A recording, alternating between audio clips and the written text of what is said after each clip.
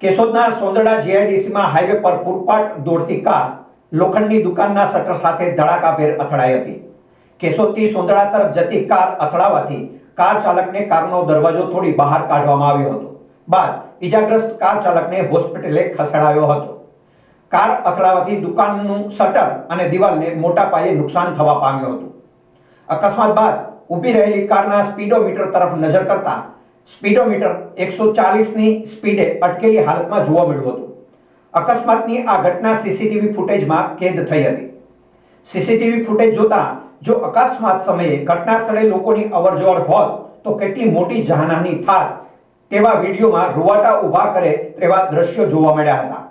Car ચાલક 140 સ્પીડે car ચલાવતો હોય સ્ટેરિંગ પર કાબુ ગુમાવતા કાગળના પત્તાની માફક કાર ઉછળતી દુકાનના બહારના ભાગે લોખંડના માલ સામાનને ઠેકી દુકાનના શટર અને દિવાલ સાથે ધડાકાભેર અથડાઈ હતી। આથી દુકાનના શટર અને દિવાલને મોટા પાયે નુકસાન થવા પામ્યું હતું। અકસ્માત સમયે દુકાન બંધ હોય આસપાસમાં લોકોની અવરજવર ન હોય મોટી જાનહાનિ ટળી હતી। મારું નામ છે રાહુલ ગોરધનભાઈ દેવડિયા। આ અમારી પેઢી છે મારી મહેશભાઈની અલ્પા સ્ટીલ। અમે આજે રવિવાર હતો તો અમે બે રજા ઉપર હતા એટલે અમારી દુકાન બંધ હોય આજે। એ ભાઈ સામેથી 140ની સ્પીડમાં આમાં કાંટો બંધ થયો એટલે મારા અંદાજ પ્રમાણે 140ની સ્પીડમાં આવતા છે ભાઈ। સીધા આવી ગાડી શટરમાં ભટકાણી, શટર ને દિવાલ ને બધી અત્યારના તોડી નાખ્યું। ભગવાનની દયાથી એને ભાઈને કંઈ નુકસાન થયું નથી, ભાઈને આટલી ઈજા નથી થઈ કે અમારે અહીં કોઈને ઈજા નથી થઈ।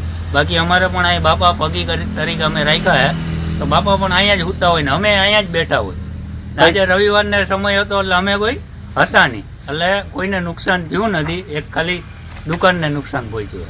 કારના માલિકને ઓળખો છો? કાર કઈ છે?